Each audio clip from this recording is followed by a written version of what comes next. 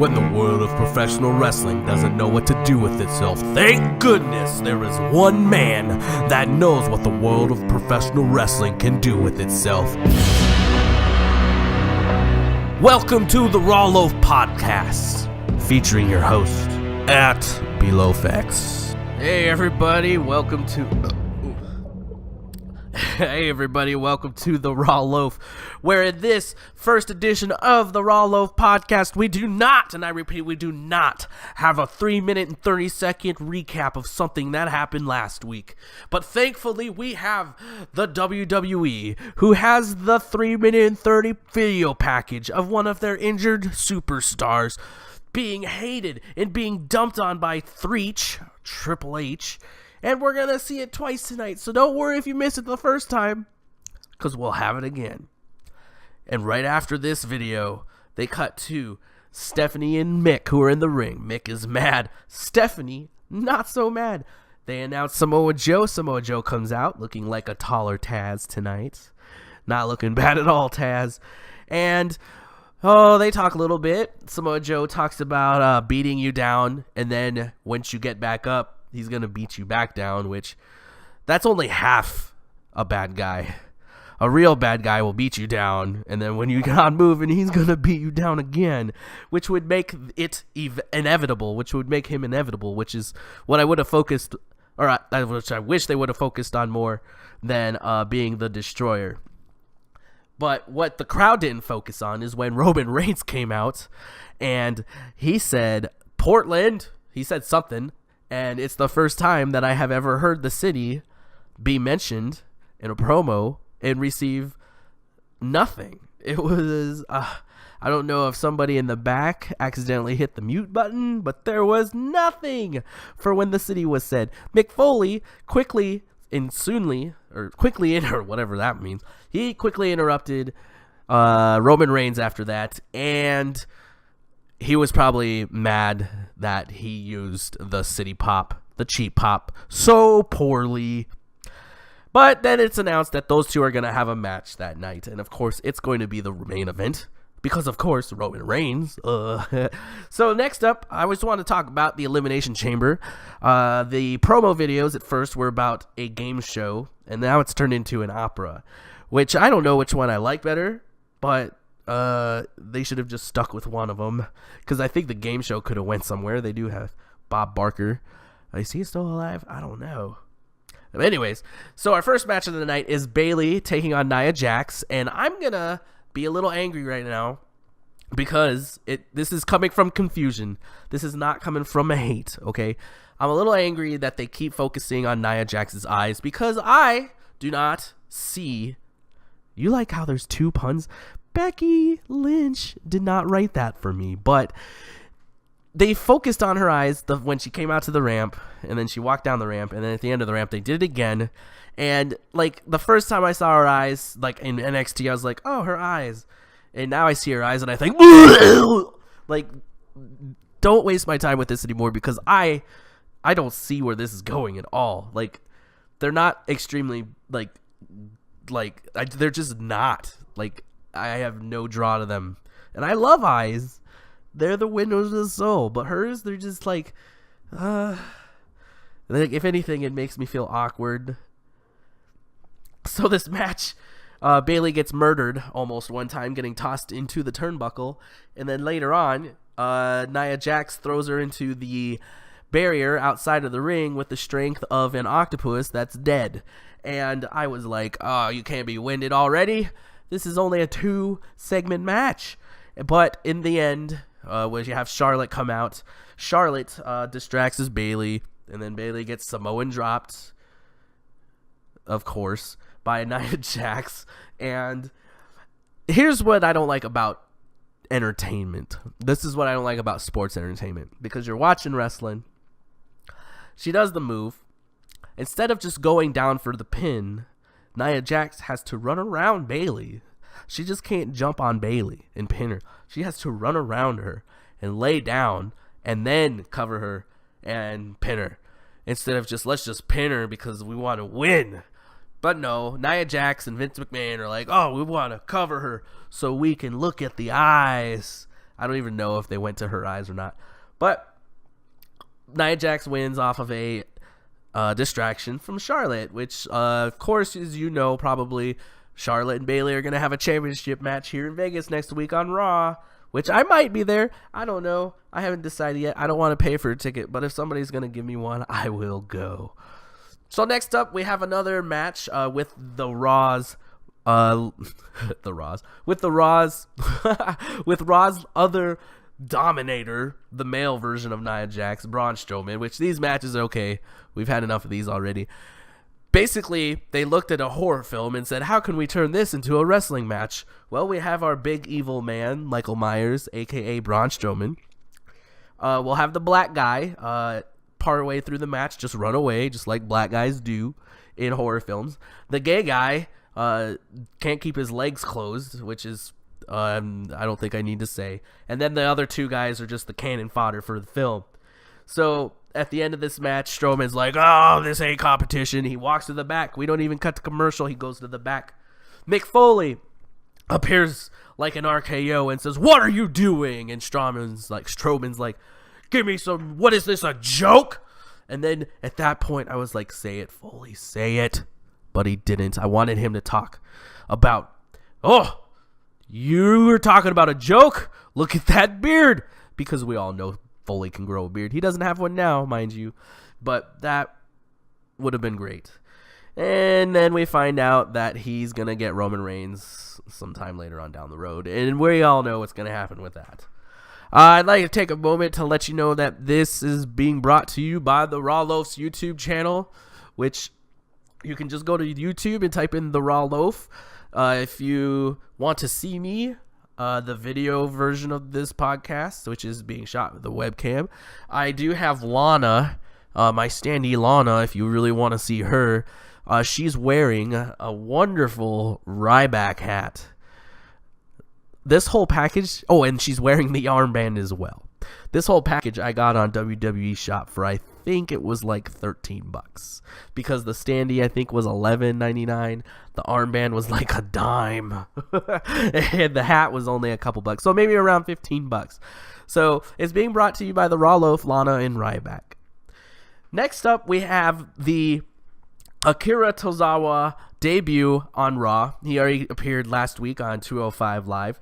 He's facing Drew Gulak. I'm glad this match got a little bit of time behind it, because, you know, that's one thing that they have been coming light on. The cruiserweight matches have been coming light on time.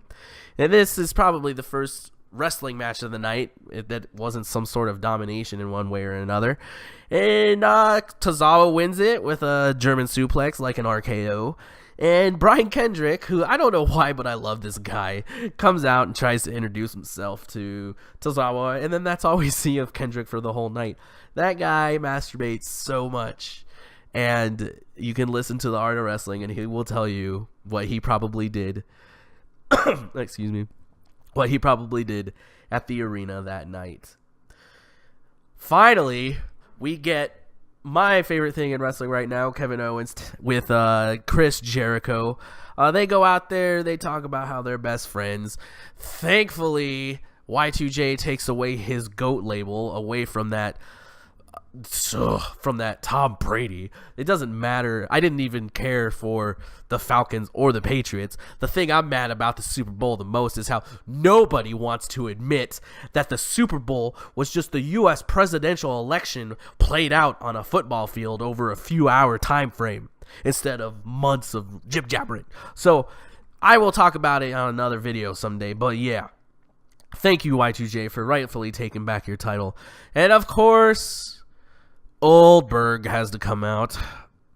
I don't know why people love seeing old people wrestle. Or, I guess it's not really wrestling. He just did 2 moves, and that's it. That's all he does. Comes out and does 2 moves, and that fascinates people. But, I mean, if you're going to make a quick buck, and it works, I'm not going to hate you for it. So I should just shut up. And, yeah, that's my quick buck theory on television wrestling. They'll do anything for a quick buck. But I'll shut up about that right now, because I could talk about that for a long time. So, Sheamus and Cesaro come out. They're taking on Luke Gallows and Carl Anderson for the tag titles. And, of course, they're having their rematch on television for some reason instead of building up for a pay-per-view. It's a good match. I liked it. It had a slow-mo moment in it. You know, then Cesaro's always trying to get that hot tag to Sheamus. Or, you know, and the good guy's trying to go tag his other good guy partner.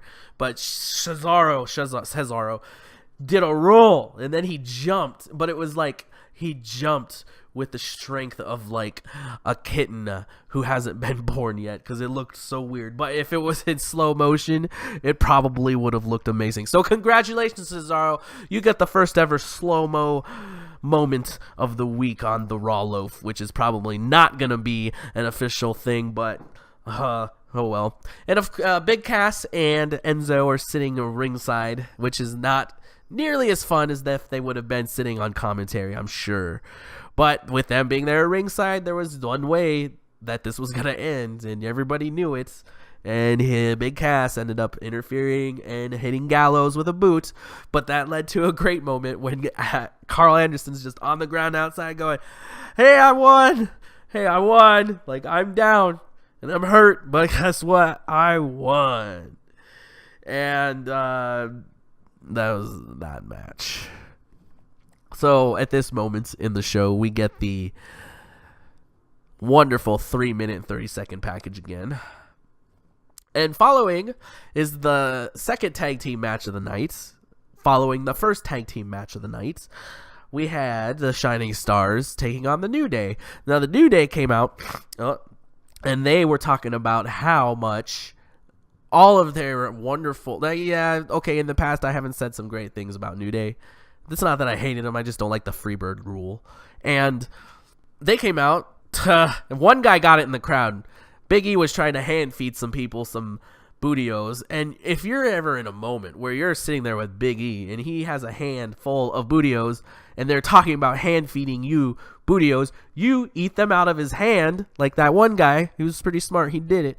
And then you had that little boy was like, oh my god, and they didn't. He just grabbed it. But then they talked about ice cream, and at the end of this match, Xavier Woods is just flying around the ring yelling ice cream. So that pretty much means we're going to get some New Day ice cream bars. Or maybe it'll be ass cream, just like that lady on the news. But I would like to take a moment to talk about the Shining Stars. I really wish they would become the revolving door of gimmicks, because I feel like they might be able to pull it off.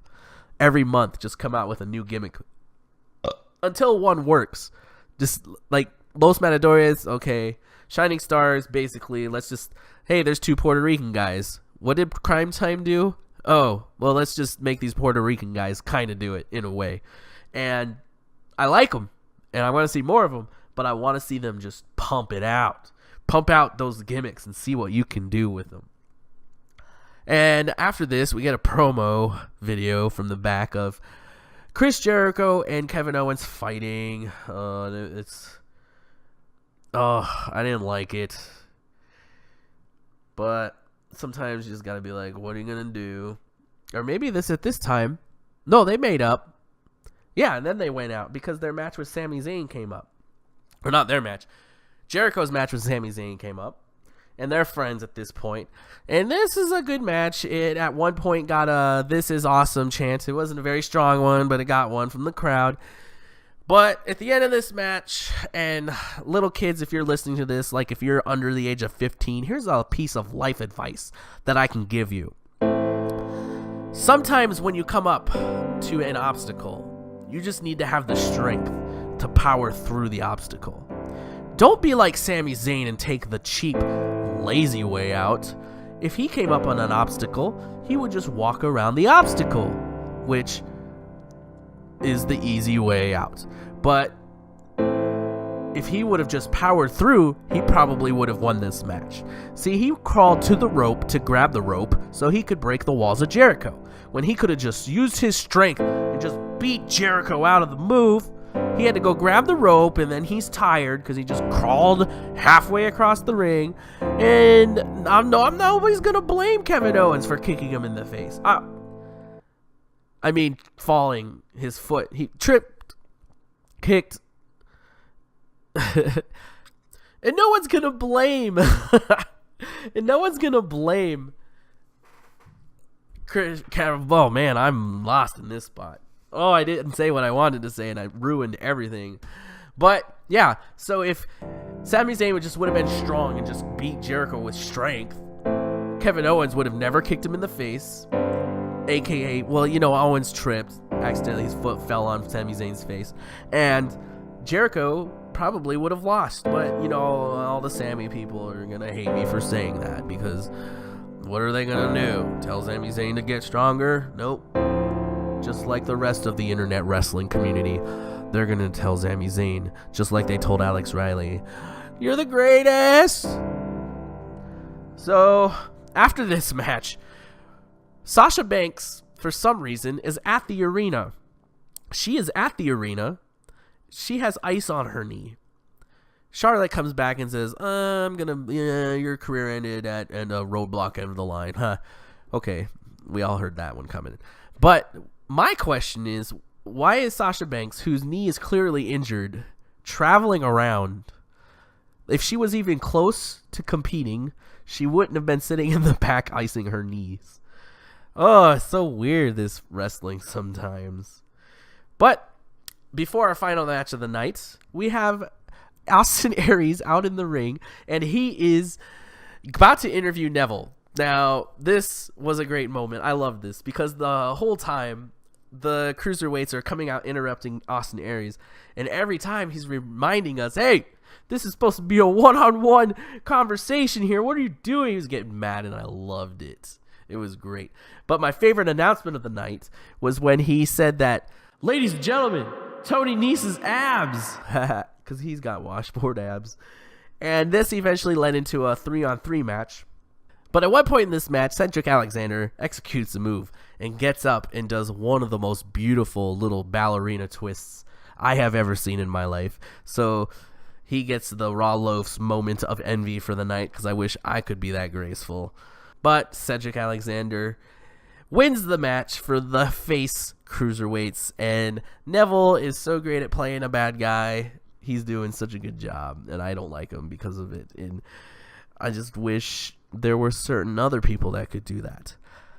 So we get an Emelina promo. She's probably, if there is one place for her to actually debut, it probably could be in Vegas. They could at least shoot her out on the strip somewhere so people think, oh, she's here. We got everything here. She could pretty much do anything here. And it's probably not going to happen because who knows what's going on with her. Maybe she's just hugging Zack Ryder. So the final match of the night comes up. The main event, Roman Reigns taking on Samoa Joe. Samoa Joe wins on this racist Samoan on Samoan violence. But that was with the help of Braun Strowman coming out and basically distracting Reigns. Samoa Joe looked super deadly in this match. He looked like, he could have broken Rollins' knee for sure, because he just destroyed Roman Reigns for the most part. But what happened after the match was Roman Reigns got destroyed by Braun Strowman. And the one thing I didn't like about this whole thing is they keep saying those stairs, the steel steps that lead up to the ring, they keep saying that these stairs weigh a couple 100 pounds. And I've always wondered if that's true. So if somebody out there that ever has gone to those steps and tried to pick them up can tell me that's true, then I will believe you. But these people, these wrestlers, and I know they're big and they're strong, but they always just pick them up like they're feathers. And then they're like, oh my God, that weighs 200 pounds. And in my head, I'm like, you don't have to lie to me. It's a steel steps. That's all you have to say, and I'm sold. He's going to get beat up with steel steps, but not if they're 200 pounders, and he's just throwing them over his head like, ho-ho, ho-ho. But this was one of the best endings of a Raw that I have seen that I can recall, was the power through a barricade that Strowman did to Roman Reigns, and I'll probably watch that a few more times because that was a good one. That wasn't no wussy, I'm just gonna push you through the barricade and we'll call it a night, okay? No, this one was I thought they both got hurt basically. And hopefully what doesn't hurt is your brain or your ears after the first ever the Raw Loaf podcast. Thanks for sticking in there all the way through. If you want, you can follow me on Twitter at BLOFX. This is something that I'm just doing because it takes a lot less time to produce. I probably will. I mean, there's so many things I want to do, but work right now just isn't allowing me to do it. And there's nothing I can really do about that because I have bills to pay. Bills like Lana here. She costs a lot. If you want, you can. The video that's before this video on my YouTube channel is me being the green bastard. If you watch Trailer Park Boys, and I was having a little fun during the Royal Rumble. So hopefully, if you see me next week, hopefully I'll be at Raw. I might go as the green bastard. I don't know.